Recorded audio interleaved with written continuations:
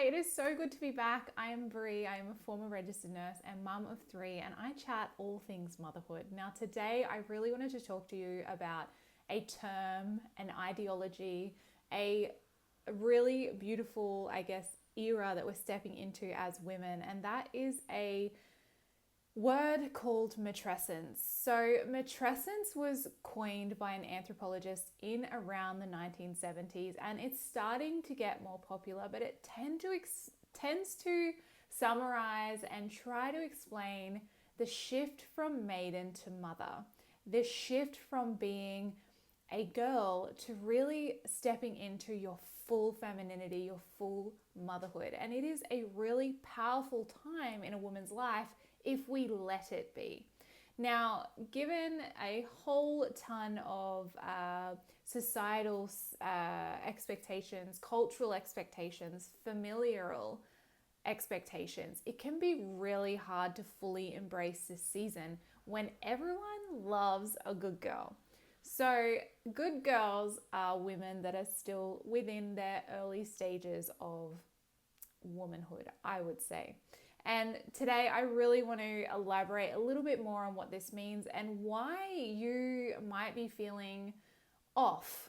You don't quite know. You've wished for this baby. You love this baby to bits, but there's a part of you that maybe misses your old life, or you just feel like unsettled and not truly yourself. And I want to talk to you a bit about, firstly, why that happens and why we feel this way, and how can we really embrace motherhood for its beautiful warts and all truth.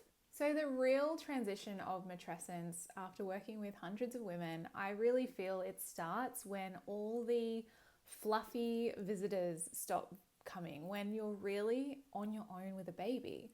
And I don't think that's normal in a Western culture to leave a woman alone all the time with her baby, but it is a reality that we're facing now. And so many women, they adore their baby. They look at their baby and they think, wow, you were the most delicious little thing I've ever seen in my life. But it's really when everyone is, asking how the baby's going, and they're feeding and they're sleeping and they're growing, and you're sitting there like, why do I feel so strange? Like, what is off within me? You're grateful for them, you love them, you know that you would do anything for them, but there's also this little thought in the back of your mind, who am I? What am I now? How am I going to do all the things I used to love to do? How am I going to survive this? This is really fucking hard. What am I going to do? Now, this word matrescence sums all of this up, and it really is the idea that matrescence, much like adolescence, is an evolvement of who you are as a human. So you go through a shift from maiden to mother, as I've already said, but it's often a full identity shift. So I'm talking hormonal, emotional, physical, nervous system, spiritual, psychological. Okay, you're not just recovering from a birth of a baby, you are literally becoming something new. And a little caveat, because some women feel like if it's their second time around that it shouldn't rattle them so much. I find that to be the furthest from the truth. And I do think it has to do with when we have our first baby, so many of us, most of us are in partnerships, and two parents can share the load of one baby. And maybe it does feel big, but in a different way. You still get your breaks, you still have someone there to tap you out. When you have a second child, especially here in Australia, you have no support other than your partner, who is now dealing with the toddler. And you are there, completely overwhelmed, expected to be everything for this little baby. And so many women find that that's when the true shift begins. And my husband and I have this ongoing joke that we were only real parents when we had two babies. And it is funny, but it's also kind of true, because suddenly we were stuck with the real reality that we had to make bedtimes work. We had to be on a routine. We had to follow some kind of rhythm to our life that previously we just had a baby and took her everywhere and did everything. So this shift for women is so huge and so underappreciated and underspoken about. Matrescence also is often misdiagnosed. So a lot of women go to their GP and they're given a 10-minute time slot, and they're asked to fill out an Edinburgh postnatal depression scale, and they're like, well, yeah, I feel off, I feel weird. And then they're told they're depressed, or maybe they're struggling with anxiety, when in reality, so much is actually a very normal experience that is not being guided. When we don't have guidance because we have lost our wise matriarchs, when we're not being guided, it can feel a lot like mental illness symptoms, and they really are symptoms. 95% of new parents in Australia report having intrusive thoughts. Now, intrusive thoughts, if you've seen a previous episode, was something that really blew my life up, and I had no idea what was going on. But the trouble was, the people that were designed to help had never heard this term of matrescence. So they didn't know that my nervous system was shifting gears. My nervous system was building up to be able to protect this thing that I loved more than anything in the world. And that's just one of the symptoms of matrescence that are often really mislabeled and really misguided. If we're going to compare matrescence to adolescence, think about when you were shifting into teenagehood. Most of us, it was pretty rough, aside from possible bullying and, things, people being horrible. Think about within yourself, that change from like girlhood to teenage girlhood. And for some of us, that might have been bigger than others, depending on our childhood. Now, for lots of women, when we got our periods, we started to maybe had symptoms of endometriosis or PCOS, or maybe we had a really negative experience with our moods, or maybe we were really snappy. And our little teenage brains weren't able to articulate what was going on at that time. And it felt really tough, but we came through it. Now, when we look at matrescence, the shift from maiden to mother or mother again, it is a huge hormonal roller coaster. Now, hormones are part of the picture. They're not all of the picture. So right now, there's a massive wave of women that are really saying that their hormones are working against them and that their body is failing. Now, I believe matrescence to be the great revealer. It's the drop of a veil. It's the drop of a good girl presence. It's a drop of being able to do everything for everyone else. And if you are someone that has built your whole identity around being everything for everyone else, matrescence is going to feel awful because all of a sudden you can't do it. You are focused on your baby because your brain is literally narrowing in to focus on them. So this idea that matrescence is going backwards or a failure is really false, and it really sets women up to feel like they are experiencing something that is wrong. When in reality, every single mother, 100% of the time, is going to go through this at some point. It is essential, it is an involvement, and it is a really wonderful thing if we let it be. I think it's really important to make it very obvious some things that you might be feeling when you're going through matrescence. And one of the thoughts that often come up is, I feel so guilty for needing some space from my baby. Or I love my baby, but I miss my old life. I don't know who I am anymore. I wanted this so badly. Why am I struggling? This is boring. My days revolve around sleep and feeding and trying to clean desperately and keeping everyone alive. And losing yourself in motherhood is not always a sign that you're doing it wrong. So many of us believe that if life feels hard for a season, that it's because we're doing something wrong. And that's just not the case. Sometimes it's just a sign that that old identity no longer fits. So how can we step into our new identity without knowing what we don't want to be anymore? Sometimes we need to feel the grief of what we seemingly have lost. As someone who is coming out the other side of her third postpartum, I still had this moment, even with my third, where I thought, oh, it's just not easy anymore. Before having her, I meditated every day, I walked every day, I was able to fully be me. And then when I had my third, there was months where I wasn't able to walk and meditate and do everything that I wanted as much as I wanted.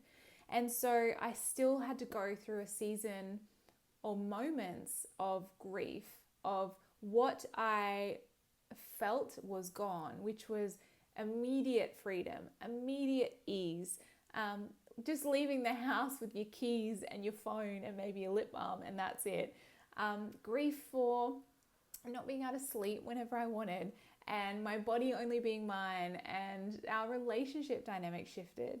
So all of those beautiful things are really common that women, I don't feel like we post and talk about, especially on shiny social media feeds. So we can't talk about matrescence without touching on the nervous system of a mother. So your brain literally changes while you're making a baby. And when you have your baby, it is so honed in on your baby and threats. And this isn't a digression, it is an evolvement, a 300,000 year evolvement to help you become the mother that you need to be. Now, your brain has changed, your threat system's more sensitive, your attunement to your baby is sharper, and your sleep also becomes lighter. So we move into really being able to utilize and thrive on polyphase sleep. The mother-baby dyad ensures that we are synchronized with our baby, and there are so many studies to show that this is a very real thing. We are attuned to our babies on a level that is actually incredible. So if our baby is in our room with us, we know that you will cycle through similar sleep cycles with them. And oftentimes mothers wake 1 or 2 seconds before their baby, which I just find incredible. Sometimes our nervous system capacity actually feels smaller. And the problem with this is that so many of us who have been conditioned to look after everyone else's emotional needs, we feel like we're failing because we can no longer handle everyone else's better as we used to. This is because you're being asked to let go of the people pleasing. You're being asked to let go of taking care of everyone else so that you can take care of yourself and your child. Now, you're not being dramatic. You're not being a hormonal woman. You are evolving. And sometimes that means not being everything to everyone else. In Australia, there is next to no support for this. This is why I built my motherhood mentorship. Another thing that women really report is that their relationships change. So the way we relate to our partner before we have a baby. And this isn't just sexual, which yes, obviously that changes too. This is emotional. This is the physical load of housekeeping, all those things that still need to happen when you have a baby. But so many women don't really know about their relationship to their parents. The way that you relate to your mum might change. You might see her in a different way. The way you understand or relate to your dad, you might see them in a different way. None of this is negative. None of this is a reflection on you being a lesser than person. It is honestly a lens shift that you go through several times in your life as a woman. Now, once you've gone through matrescence, we eventually are going to arrive at menopause. And right now, there is a lot of discussion around it. I'm not going to go into it today, but it's really important to know that these rites of passage are how we get wise matriarchs. This is how you set yourself up to be a wise matriarch for your child when they go through this. Motherhood is not just about being handed a baby. You are handed a mirror. All of your capacities, everything you've tried to suppress and squish down is going to come up. This is all about, are these threats relevant to me and my baby for this era? And if not, let's heal them. If yes, let's figure out how we can mitigate those threats. How can we work with our body to know that we can provide the most beautiful, safe environment for yourself and your child? It's not always a bad thing to feel overwhelmed in postpartum. One of the things that drives me absolutely insane is the speak of bouncing back after having a baby. There's a lot of social media pressure is huge. There's a current theme going around where strong enough to bear the children and get back to business. And I love that we're speaking into women having beautiful, full lives, but I also think it's part of the problem. The pressure to look the same and be the same after you have a baby keeps you serving everyone but yourself. The pressure to be anything other than completely sexually available to your partner, keeping the house at the same standards, getting a baby who sleeps through the night, having constant gratitude and thankfulness for everything that you have is not possible in postpartum, because we are shifting through so much. And when we do that, we kind of gaslight women and ourselves into thinking that their experience of matrescence is not relevant, real, or pop culture. Now, to wrap up this little video, I really want to give you some helpful tips on how to navigate it.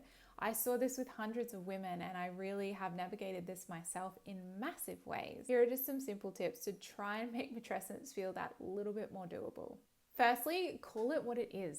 Matrescence, like adolescence. When it has a name, it doesn't feel like it's attacking you personally. It's something that every woman goes through, and whether they embrace it or not is how much they evolve as a human on the other side. Get support. And I'm not being cliche with this. Get support. Ask the uncomfortable questions. If you maybe have parents that aren't super supportive, or you feel a little bit distant, you can ask for support. You can tell people around you what you need. If that's, can you please come and hold the baby while I go to the gym? Can you please come and tidy? Can you please make me a frozen meal? We need to get comfortable asking for support, because if you don't ask for support, you are going to pull resources out of yourself and your baby, which is something that we can't afford to give as new mothers. Realistic expectations, understanding that postpartum is not a 6-week recovery window. If you have a child under the age of 2, if you are still breastfeeding, if your period hasn't come back yet, all of these things mean that you are still postpartum. Treat it accordingly. Understand and educate yourself about your nervous system.